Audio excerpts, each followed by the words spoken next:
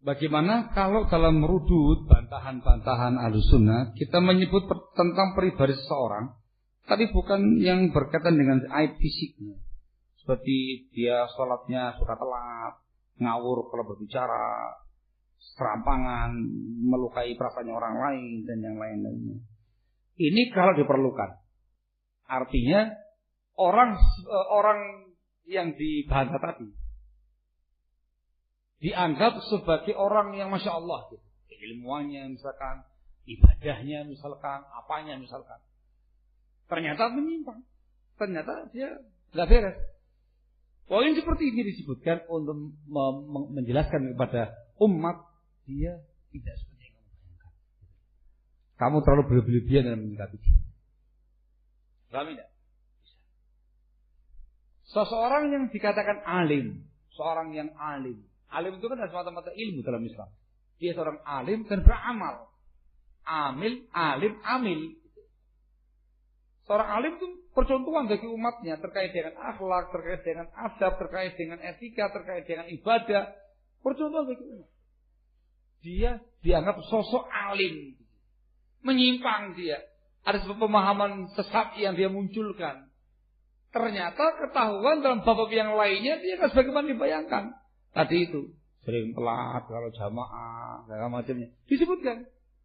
Ada rajul takhallafan jamaah. Ini orang biasa gak jamaah. Walaupun tidak jamaah itu bukan penyimpangan, bukan kebid'ahan, perkara dosa, tetapi dikarenakan dia dianggap alim, disebutkan untuk menggambarkan orang yang kamu anggap alim itu tidak sering kamu bayangkan. Alim nggak seperti itu. Kalau alim nggak mungkin dia sering telat jamaah dengan tanpa uzur. Atau kemudian dia orang yang tidak punya karya tulis. 1, 2. Malas, pemalas. Gitu. Itu dalam kacamatanya para ulama. Dikarenakan ini orang dianggap alim. Maka mungkin alim besar pada masanya. Gitu. Menyimpang sesat dia. Ada penyimpangan yang dia munculkan. Para ulama mengatakan dia sesat. Ternyata diketahui dicek. Mana kaya tulisnya? Dia nggak punya kaya tulis. Nggak punya kitab yang dia tulis atau apa. Nggak punya kaya tulis. Dikatakan ala jasulah. Kami ala jasulah. Tahu kata dia? Malas sih. Tepat di situ. Sosok yang namanya seorang alim itu yanfa'un nas, memberi kemanfaatan kepada orang lain dengan durusnya, pelajaran-pelajarannya, dengan karya tulisnya, dengan muhadharahnya dan segala macamnya, yanfa' gitu loh. Kok ada seseorang dikatakan alim besar, ternyata nggak punya apa-apa, gitu, tahu nggak? Seperti itu nggak layak bagi dia. Ketika disebutkan tepat, bukan berarti orang yang nggak punya karya tulis dikatakan sesat atau gagal paham. Bukan, disertakan untuk menjelaskan dia tidak setinggi yang kamu bayangkan. Kalau di seorang yang alim besar, mestinya dia punya ini ketentuan seorang yang alim di tengah-tengah para ulama. Yang menjadi inti pembahasan penyimpangannya. Dipahami enggak? Paham yang saya maksud? Dia dikatakan alim besar. Dia punya jurus, dia punya pelajaran. Dilihat ternyata tidak pernah khatam. Misal begitu. Buka pelajaran. Dan dia punya masjid. Buka durus. Jangan kita apa-apa, buka kitab, dibaca sama dia. 1, 2 pertemuan belum selesai, ganti. Tapi yang lainnya lagi, 1, 2 ganti lagi. Lama nggak hadir, safar, jauh.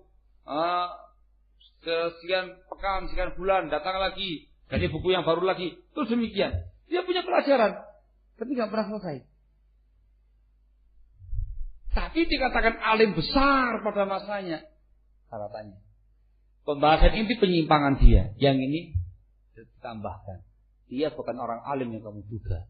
Kalau dia seorang yang alim, dia punya durus. Orangnya konsisten dalam pelajarannya. Diselesaikan sama dia sampai khatam. Buku berikutnya lagi. Ada tahapan-tahapan dia dalam menyampaikan sebuah ilmu, sebuah kitab. Dia punya karya tulis, dia punya fatwa, dia punya durus, dia punya syarah. Itu seorang alim. Kayak itu. Jangan mengatakan, oh berarti kalau ada orang yang punya ilmu terus nggak pernah khatam kitab sesat gitu. Aduh, susah ngomong sama antum. Mau dibilang kok dikiranya kita ngomongnya kasar, tapi kalau memang begitu kondisi kamunya ini. Yang jadi masalah inti penyimpangan dia, pemahaman dia yang menyimpang. Itu yang paling inti. Kenapa ulama lain mengatakan itu sesat? Yang ini disertakan terkait dengan posisi yang kamu elu-elukan itu loh. Kenyataannya tidak seperti sifatnya seorang alim. Paham enggak? Paham enggak? Pak Diem. Dengar? Oh, paham tuh. Ini yang kebanyakan pihak gagal paham. Gagal paham. Mengalihkan permasalahan. Penyimpangan dia jelas terkait dengan masalah prinsip, terkait dengan masalah al-wala wal bara, terkait dengan masalah penyikapan kepada penguasa, terkait dengan keterlibatan dengan gerakan-gerakan kaum khawarij. Ini kan penyimpangan yang nyata, gitu ya. Perkara yang manhaji, perkara yang prinsip. Tapi dia mengaku sebagai seorang salafi, mengaku sebagai seorang ahlus sunnah, dakwah salafi, tercoreng nama dakwah salafi dengan cara seperti itu. Dai yang masya Allah gitu. Ternyata dia punya kelakuan yang nggak beres, yang menjatuhkan muruahnya dia sebagai seorang dai tidak layak seperti itu. Kan disertakan setelah itu. Di samping penyimpangan tadi, dia begini, dia begini. Ini poin-poin yang sesungguhnya akhlakiyah, adabiyah yang merusak muruah. Itu disertakan saja supaya antum paham kalau dia seorang dai nggak seperti ini. Kalau dia antum anggap sebagai orang besar dalam perkara ilmu, nggak seperti ini. Antum. Tapi ini bukan itu permasalahan, bukan sesat gara-gara ini. Ini penambahan saja. Yang itu yang mana penyimpangan. Anda. Contoh yang paling gampang yang sebelahnya antum itu loh. Kan di antara yang mereka sekarang kan masya Allah bermudah-mudah dengan yang namanya selfie. Ya, Ustaz besar loh ini. Saat foto saat, ya silakan. Jadi saat ibu-ibu, atau di paling depan ibu-ibu segala macamnya hijab selfie.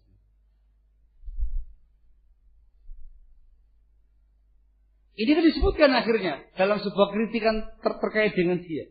Iya, dia begini. Antum jangan, saya mau ngomong kasar jadi gak enak ya. Antum jangan, alhamdulillah. Intinya itu terkait dengan penyimpangan dia, terkait dengan al-wala wal baroknya, manhaj yang terkait dengan masa al-wala wal baroknya itu, terkait dengan tamyiknya dia, terkait dengan keterlibatan dia dengan aksi-aksi, terkait dengan orang khawarij, terkait dengan masalah mencari sesuatu penguasa dan segala macam. Perkara prinsip ini perkara yang paling penting.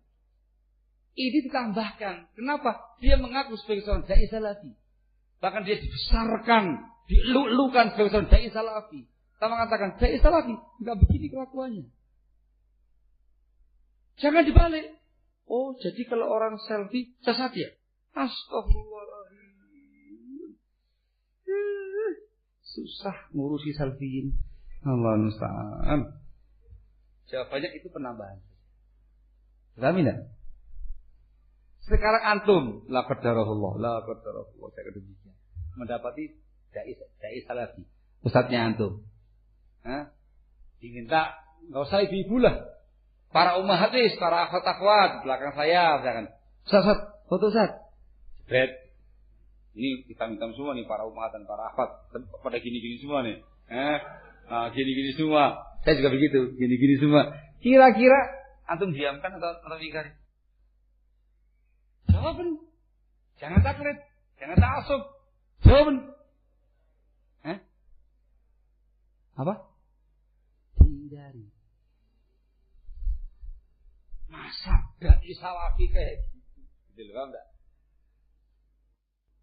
Enggak ada yang mengatakan orang sesat gara-gara foto. Enggak ada.